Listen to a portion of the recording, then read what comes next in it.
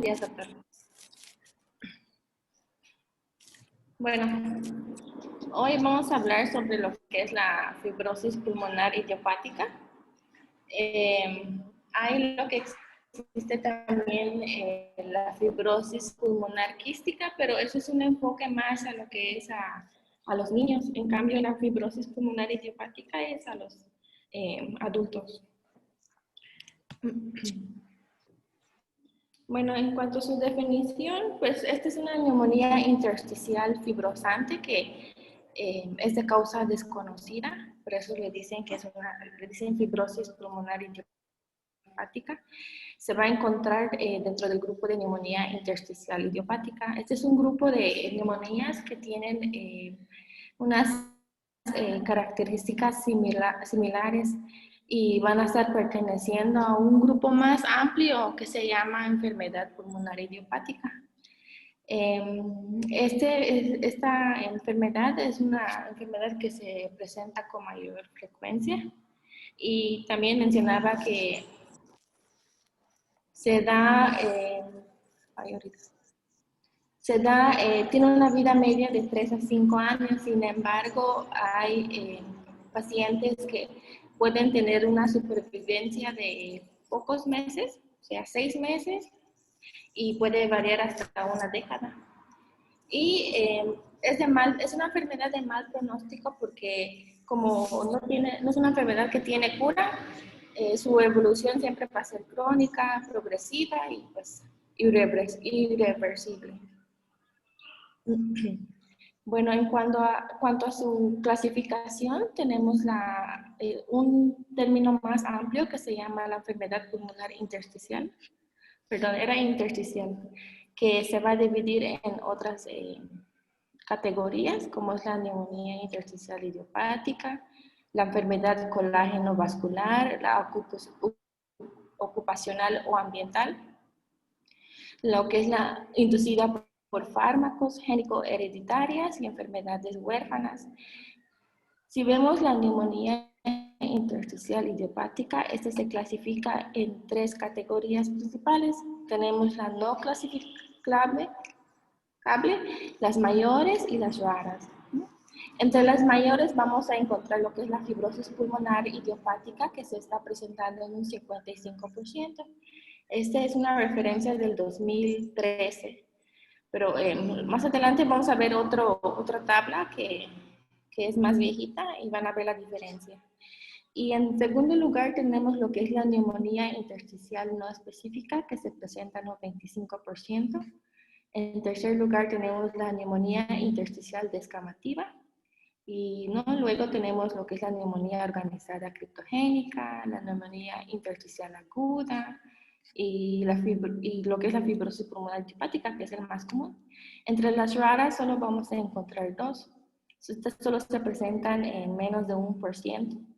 Y 2 que vamos a encontrar es la neumonía intersticial linfoidea y la fibroelastosis pleuropulmonar. Esta otra tabla es una tabla más viejita y como lo podemos ver, es del 2006. La fibrosis pulmonar idiopática se presentaba hasta un 64%. En segundo lugar, tenemos la neumonía intersticial no específica, que queda igual, que se presentaba de un 14 a 36%. Y en tercer lugar, que queda lo mismo, tenemos lo que es la neumonía intersticial descamativa, que se presentaba de un 10 a 17%, como también la bronquiolitis respiratoria igual. Tenemos lo que es la neumonía organizada criptogénica, de un 4 a 12%, y la neumonía intersticial aguda y la neumonía intersticial linfoidea, que se presentan en menos del 2%. Como se dan cuenta, antes no estaba tan clasificado como ahora, como es en la primera tabla que les mostré. Pueden ver que aquí ya se clasifican 3 categorías y pues en estas no, que siendo la neumonía intersticial pues la única rara. En cuanto a epidemiología, pues yo ya les había mencionado que es una enfermedad que se presenta en 55% y de la enfermedad pulmonar intersticial, esta es la tercera enfermedad que presenta un alto morbilidad y mortalidad en los pacientes. En cuanto a la prevalencia, pues tenemos que oscila entre los 14 y 43 casos por cada 100,000 habitantes al año. Y cada año se presentan de 7 a 16 casos nuevos por cada 100,000 habitantes al año. Y en México se encontró que al año se presentan 10,000 personas con la fibrosis pulmonar idiopática. Es una enfermedad que se va a encontrar en mayores de edad, normalmente en personas que tienen mayor de 55 años. Y predomina en lo que son los hombres. Es muy raro encontrarlo en lo que son los jóvenes y casi inexistente en lo que son los infantes. Bueno, en cuanto a los factores de riesgo, son muchas. Tenemos primero lo que es el tabaquismo. El tabaquismo es algo común que encontramos entre los pacientes de ahora. Esto mencionaba que una persona que es fumador tiene 7 veces más probabilidad de presentar lo que es la fibrosis pulmonar idiopática a una persona que no es fumador. Y tenemos que, si ser hombre, duplica la posibilidad de presentar esta enfermedad, ser el del género masculino. Tenemos el reflujo gastroesofágico, que es otro factor de riesgo, y el constante exposición a lo que son humos, químicos o gases, que es 3 veces más el chance de estar presentando esta fibrosis. Como sabemos que es muy común que muchos pacientes tengan exposición a humos de leña, como había mencionado el doctor, ¿no? Que es algo muy común, igual que el tabaco. Y tener un antecedente familiar que haya presentado fibrosis pulmonar, que lo incrementa 9 veces más. Mencionaba que pacientes que son ya viejitos es otro factor de riesgo porque puede contribuir a lo que es alteración de los telómeros en las células, causar alteración en lo que son las mitocondrias de las células, la comunicación entre células, como también provocar lo que es la senescencia celular, ¿no? Y otras alteraciones epigenéticas. Entonces, el envejecimiento tiene mucho que ver también. Tenemos otro que son los signos y los síntomas, que lo primero que vamos a encontrar es una tos seca irritativa en la persona, acompañado de disnea.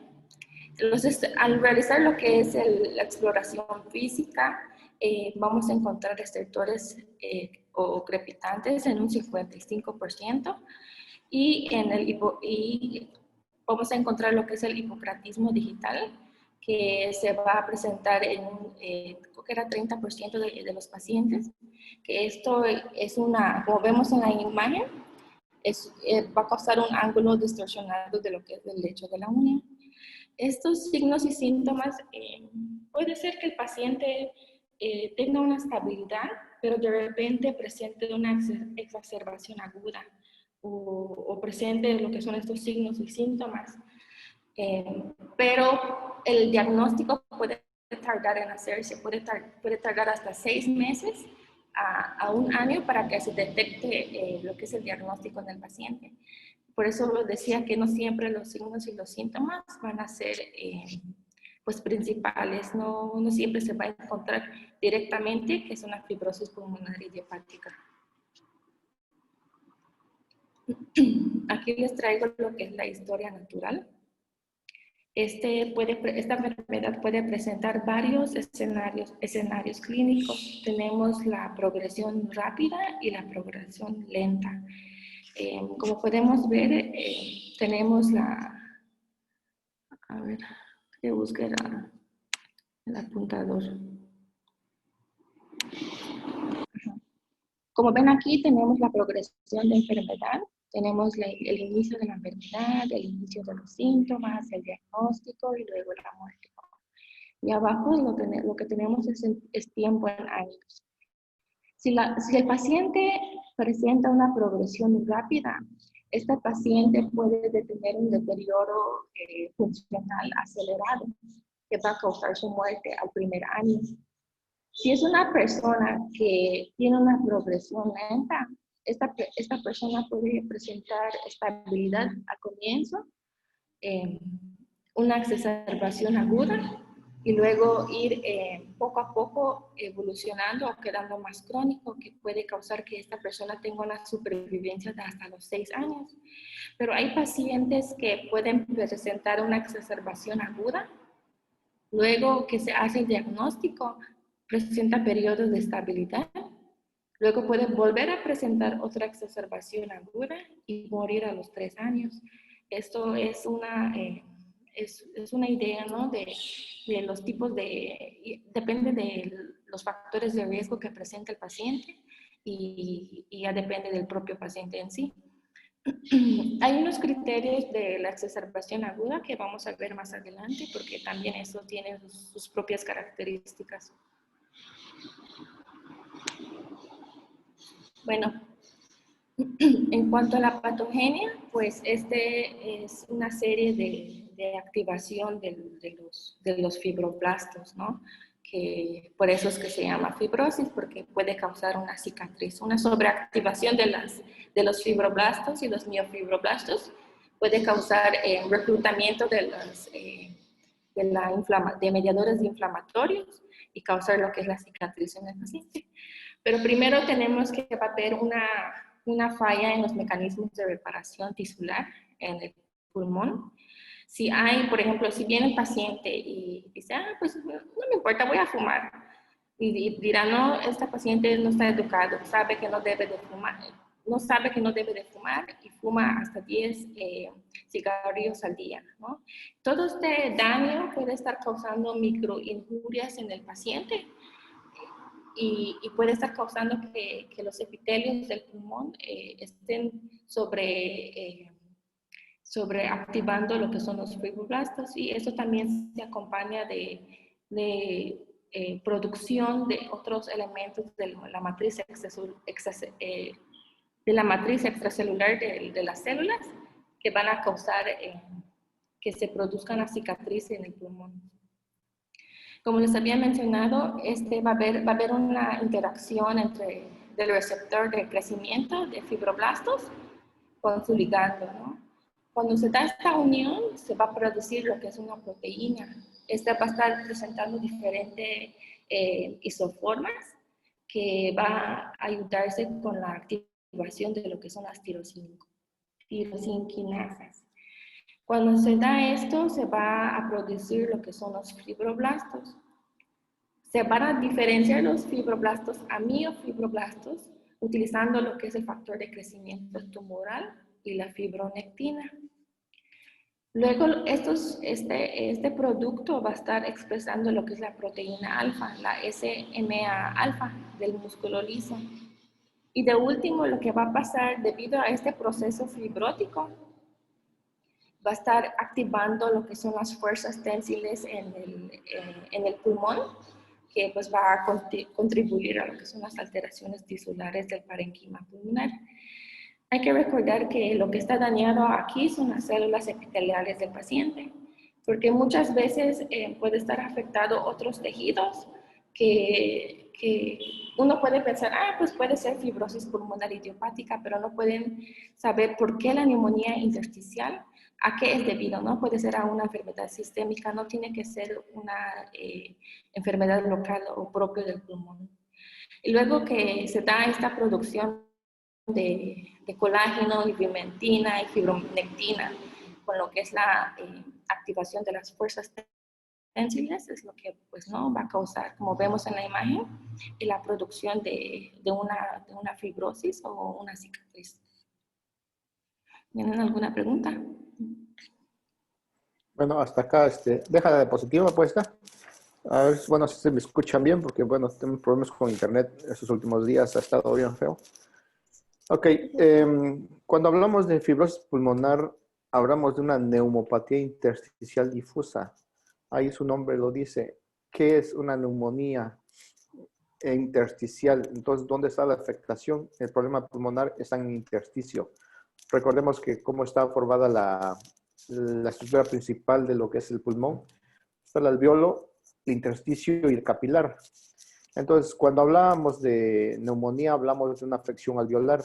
Cuando hablamos de POC, hablamos de una afección de las paredes alveolares.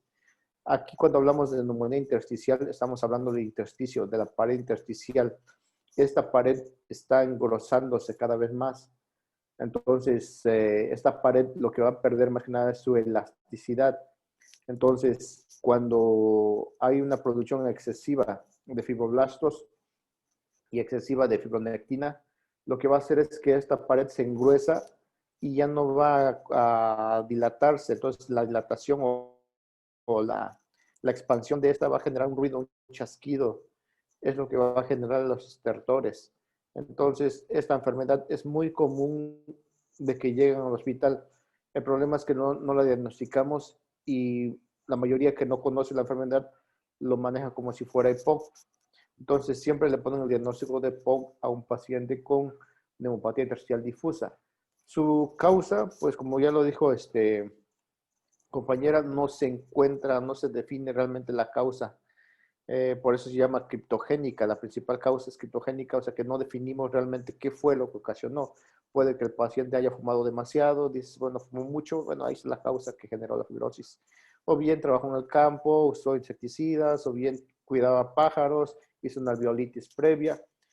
O si es aguda, en este caso, por ejemplo, que haya tenido choque séptico, una sepsis severa, o incluso ahorita lo que está de moda, COVID, el COVID deja lo que es una neumopatía intersticial. Entonces, esto va a dejar un daño de por vida. Desgraciadamente ya no hay una reversión del daño que existe a nivel del intersticio. No es como el asma que es, bueno, lo trato con corticoides, bronquilatadores, y el paciente puede llegar a ser normal. La fibrosis pulmonar esa ya no se quita, desgraciadamente ya no se quita y no va a revertir el daño pulmonar que existe. Sí lo pueden mantener estable, puede mantener al paciente sin complicaciones, sin dificultad respiratoria, siempre y cuando se haga el diagnóstico y se dé un tratamiento, como si se maneja más bien como si fuera una enfermedad inmunológica, en la cual el paciente está haciendo una reacción en contra del problema o alergeno y hace proceso inflamatorio crónico. Entonces, hasta acá no se van entendiendo bien lo que va diciendo Andreye. Sí. Eh, bien explicado, entonces no sé, ¿tienen alguna duda hasta acá?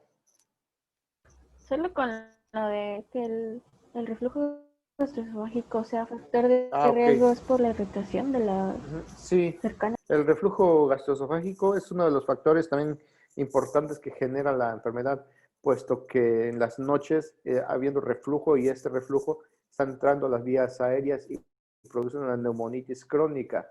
Una neumonitis crónica que el paciente no se da cuenta el por qué está tosiendo.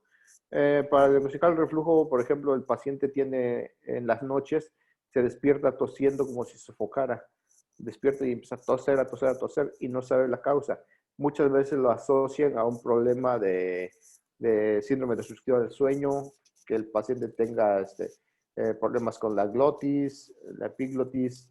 Lo manejan como si fuera un paciente con obesidad mórbida, con dificultad respiratoria por la misma causa, sin saber que el problema es digestivo. Entonces, muchas veces no se hace un diagnóstico con manometría o endoscopía y el paciente cursa con reflujo crónico y este reflujo a la larga va a generar una neumonitis química, que esta neumonitis química va a producir un proceso inflamatorio severo a nivel pulmonar e intersticial y el paciente queda ya de por vida con una neumopatía intersticial. Es por eso lo del reflujo. Gracias, doctor. La única diferencia de esta enfermedad con el POC es, bueno, clínicamente es de que en esta enfermedad la tos es seca y el POC es como tos productiva. Mm, pudiera ser la diferencia en que en la bronquitis hay demasiada producción de moco y en el efisema pues la tos es seca, Pero la diferencia principal entre la neumopatía intersticial y el EPOC es que la neumopatía intersticial difusa genera estertores parecidos a los libros de clínica, lo dicen como si ustedes pusieran cabellos entre sus dedos. Entonces ponen cabellos entre sus dedos y escuchan ese ruidito que hace. Esos son los estertores finos que produce. Ese es el diagnóstico de la neumopatía intersticial. El diagnóstico que lo va ahora sí a el gold estándar del diagnóstico ya es por espirometría y por placa radiográfica. Entonces, tiene usted un paciente que sospecha fibrosis pulmonar, se toma la placa, ahí observan, vamos a ver ahorita las imágenes, entonces vamos a ver imágenes y la espirometría es que te va a dar el diagnóstico.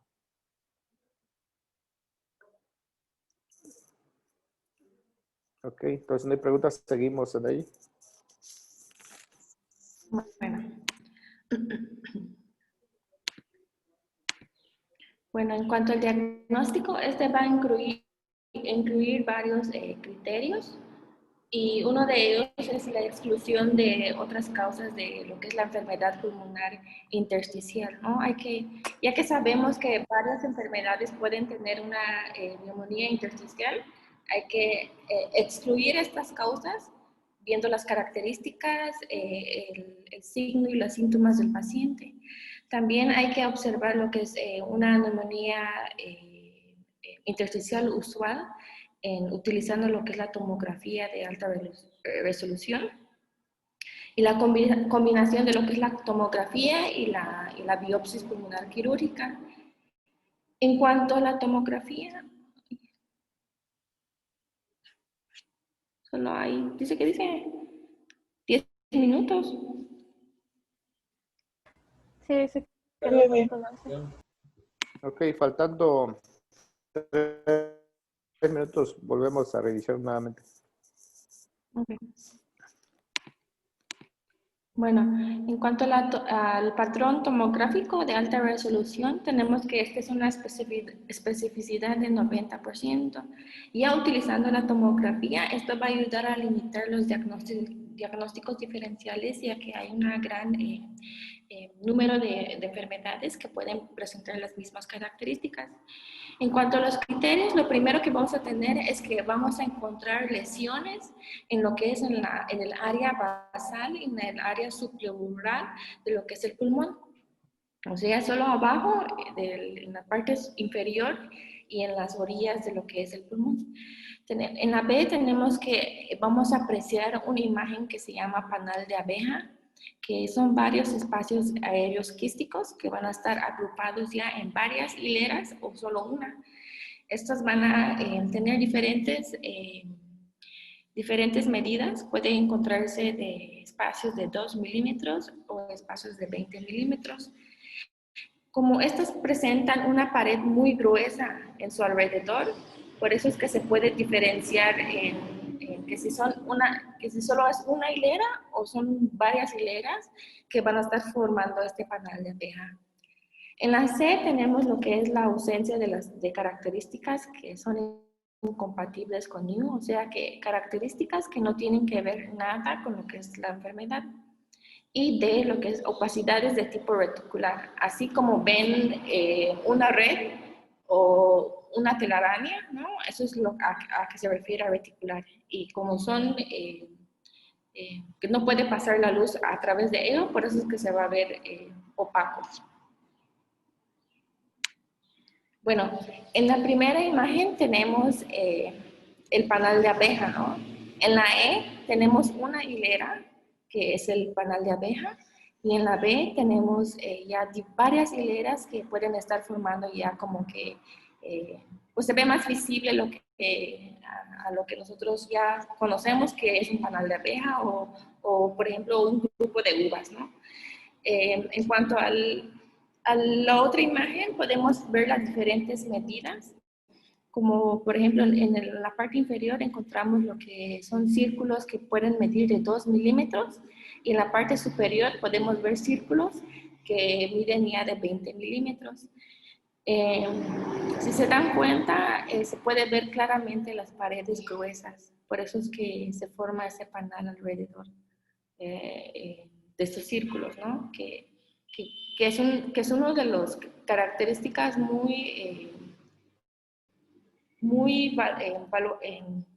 ¿cómo decirles? Que son específicos, ¿no? Para lo que es la neumonía intersticial usual. Hay enfermedades que sí que pueden presentarlo, pero si no es en el área basal y si no es en el área subpleural, pues podemos pensar de otra enfermedad. En la otra imagen, esta es una imagen en propela que, pues, que demuestra lo que es el panal de abeja. Va de menor profusión a mayor profusión. Como se dan, en la parte superior, este va a ser ápico y abajo va a ser basal, por eso se le dice ápico basal. Y como ven claramente, se puede ver que se va formando lo que es el panal de abeja. Ya teniendo esta característica y que se encuentra en la parte basal, va a tener un valor predictivo positivo para lo que es la neumonía intersticial en un 90-100%. Y en la otra imagen hay que tomar en cuenta de que cuando hay una ausencia de lo que es el panal de abeja, buscando lo que es la presencia de opacidad reticular basal y que sea subpleural y que sean ambos pulmones, pues ya nos puede ayudar a considerar que puede ser una fibrosis pulmonar idiopática. Sin embargo, a veces cuando la tomografía no se encuentran las características específicas, se pueden realizar otros estudios que los voy a mencionar más adelante. En cuanto a la histología, bueno, este también tiene sus propios criterios. En la histología podemos encontrar una marcada fibrosis, como vemos en la primera imagen, que este va a distorsionar lo que es la arquitectura de lo que es el pulmón. Este puede encontrarse con o no, o sin panal de abeja, que va a estar, como les había mencionado, dominando lo que es la parte subpleural y la parte paraseptal. En la otra imagen tenemos fibrosis que se demuestran parches en el pulmón, como vemos aquí. En la segunda imagen, y presencia de focos de fibroblastos subepiteliales, que son estos. Y por último, lo que es la ausencia de características que van a estar inconsistentes, características que no tienen que ver nada con lo que es la neumonía intersticial usual. Por ejemplo, hay enfermedades que pueden estar presentando, como vimos en la otra materia de pediatría, por ejemplo, la presencia de membranas hialinas, que el pulmón tenga presencia de granulomas, o que sean características de panal de abeja, pero que no se encuentren en el área basal o en el área subpleural del pulmón. Entonces son características así que tienen uno que descartar para, pues, encontrar si es una fibrosis pulmonar idiopática o otra. En cuanto al lavado bronquiolo-alveolar, pues este ya es ese es el que ayuda, ¿no?, a confirmar de que si es una fibrosis pulmonar idiopática o no. Si la tomografía y la biopsia no ayudan a realizar el diagnóstico, pues tenemos esta prueba. Sin embargo, hay dos enfermedades que son diagnósticos diferenciales, que son igualitos a lo que es la fibrosis pulmonar idiopática.